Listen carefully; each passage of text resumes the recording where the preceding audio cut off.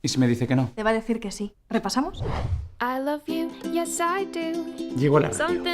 Me acerco a ella con el anillo en una mano y miro esos ojazos que parpadean. Que parpadean. Y le digo... ¡Hija de la gran puta! ¿Qué pasa? ¡Que la muy zorra me ha dejado! ¿Qué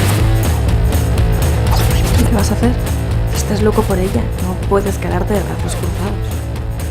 Tengo secuestrado el videoclub con gente dentro y eso. ¿Qué cojones haces? ¡Que quiero hablar con Lola, joder!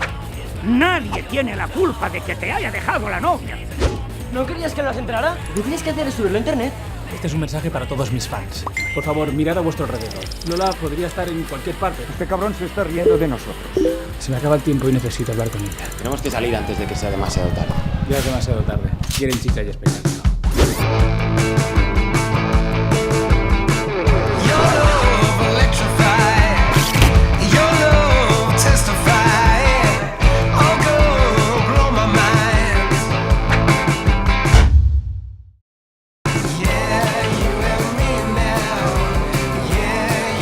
¡Pero no os vayáis!